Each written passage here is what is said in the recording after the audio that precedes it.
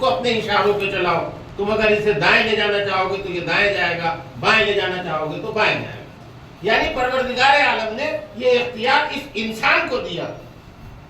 اور اب عزیزان محترم, یعنی پروردگار عالم نے یہ اختیار دیا انسان کو کہ یہ انسان جو ہے اس حیوان کو اپنی سواری بنائے اور اس کو جس طرح سے جائے اس طرح سے استعمال کرے. یہ انسان کی عزت ہے کہ اس کے لیے پروردگار عالم نے ایک حیوان کو اس کے لیے مسخر کیا تاکہ یہ اس کے اوپر سواری کر سکے. تو اب عزیزان محترم, انسان کی جو عزت ہے اس کی عزت کے لیے حیوان کو پروردگار عالم نے اس کا مطیع بنایا. تو اب اگر انسان کی عزت کے لیے, تو اب اگر رسول چاند کے 2 ٹکڑے کر دے, امیر المومنین کے کہنے پہ سورج پلٹ آئے, سیدہ کے در پہ ستارہ پہنچے, تو عزیزان محترم دیکھیے انسان جو ہے یہ جب اپنے اختیارات استعمال کرتا ہے اس پہ کسی کو حیرت نہیں ہوتی. لیکن جو مالک کائنات ہیں اس کے ساتھ اگر ایسا ہوتا ہے تو لوگوں کو تعجب ہوتا ہے, لوگوں کو حیرانگی ہوتی ہے, لوگوں کو حیرت ہوتی ہے. عزیزان محترم دیکھیے انسان کی عزت کے لیے پروردگار عالم نے انسان کو جو عزت دی اس عزت کے لیے وہ کہا جاتا ہے اختیار. اس انسان کو عزت دار بنایا, اس کو عزت دی, تو اس عزت کے لیے اس کو اختیار دیا. اور جب انبیاء اور اماموں کو عزت دی تو اس عزت کو کہتے ہیں معزہ. یعنی یہ جو پروردگار عالم نے اپنی ایک مخلوق آپ کے مطیع بنا دیے, آپ جب چاہیں اس کو جہاں چاہے لے جائیں. تو اب آپ انسان کی عزت کے لیے پروردگار عالم نے ان کو آپ کا مطیع بنایا. تو وہ جو نوری بندے, خاکی بندے کے لیے یہ ہے کہ وہ اس کے مطیع بن جائیں, جو جانور ہیں, جو حیوان ہیں. لیکن پروردگار عالم نے ان کو کائنات کے لیے خلق کیا. یعنی یہ جو ائمہ ہیں ان کے لیے پوری کائنات کو ان کا مطیع بنایا, ذرہ ذرہ کائنات کا ان کا مطیع ہے.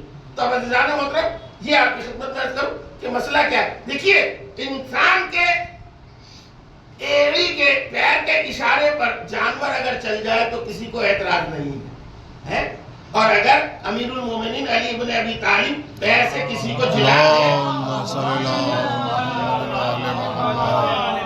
تو لوگ کہتے ہیں اب عجیب مسئلہ ہے. یہ کہا جاتا ہے نا کہ لے صاحب علی آپ کرتے ہو, وہ تو نجف میں سو رہے ہیں. یہ عجیب مسئلہ ہے. لیکن آپ کو آگے اس چیز کو بیان کروں گا, لیکن ابھی اتنا سن لیں کہ یہ انسان کو اختیار دیا اور یہ ائمہ کا اختیار ہے. تو اب عزیزان محترم پروردگار نے خالی اختیار نہیں دیا, اب آگے کے لیے آگے کیا کہہ رہے ہیں, فی البر والبحر وَرَزَقْنَاهُمْ مِنَ الطَّيِّبَاتِ, اور ہم نے اس انسان کو عام غذا نہیں دی, اس کو ہم نے خاص غذا سے نوازا. یعنی سب کے لیے غذائیں ہیں, لیکن پروردگار عالم کیا کہہ رہا ہے, وَرَزَقْنَاهُمْ مِنَ الطَّيِّبَاتِ. دیکھیے اگر یہ بندی میں یہ پہنچا سکا, ذرا بہت ہی توجہ رکھیے گا.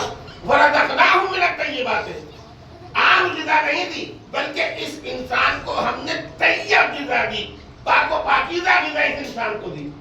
اور ہمارے آپ تو اب پروردگار عالم نے اس انسان کو پاک و پاکیزہ غذا دی. اور عزیزان محترم یہ حیوان جو ہے غذا کا انتظام اس کے لیے بھی کیا. ایسا نہیں ہے کہ اس کے لیے غذا کا انتظام نہیں کیا ہو, اس کے لیے بھی غذا کا انتظام ہے. لیکن اس کے لیے جو غذا کا انتظام ہے وہ ضروری نہیں ہے کہ وہ پاک و پاکیزہ ہو. یعنی بہت سے جانور ایسے ہیں جو, اب ظاہر سی بات ہے, کچھ جانور ایسے ہیں کہ جن کا نام اس ممبر سے لینا وہ احترام ممبر کے بالکل خلاف ہے. کچھ جانور ایسے ہیں کہ جن کی غذا ہی صرف غلاظت ہے, اور ہمارے جن کی غذا ہی صرف غلاظت ہے. اور پروردگار عالم نے اہتمام یہ کیا ہے کہ وہ جو غلاظت کھانے والے جانور ہیں انہی حیوانوں میں سے ان کو ان کی غذا بنائی. اور ہمارے یعنی پروردگار عالم کا یہ اہتمام ہے کہ انسان کو بھی رزق دیا, حیوان کو بھی رزق دیا. حیوان کو جو رزق دیا ہے وہ پاک و پاکیزہ رزق نہیں ہے, انسان کو جو رزق دیا ہے وہ پاک و پاکیزہ رزق دیا ہے. تو اب عزیزان محترم حیوان جو رزق کھاتا ہے اس کا آپ یہ دیکھیے, جو حیوان رزق کھاتا ہے وہ حیوان کے لیے حلال, لیکن انسان کے لیے حرام ہے۔ اور ہمارا جو حیوان رزق کھاتا ہے وہ حیوان کے لیے تو حلال ہے لیکن انسان کے لیے حرام ہے۔ تو اب عزیزان محترم، مردہ کھانا حیوان کے لیے حلال ہے، انسان کے لیے حرام ہے۔ تو یہ پروردگار عالم نے ایک پہچان بنائی کہ انسان پہچان سکے کہ انسان میں اور حیوان میں کیا فرق ہے۔ ایک سلام پڑھے محمد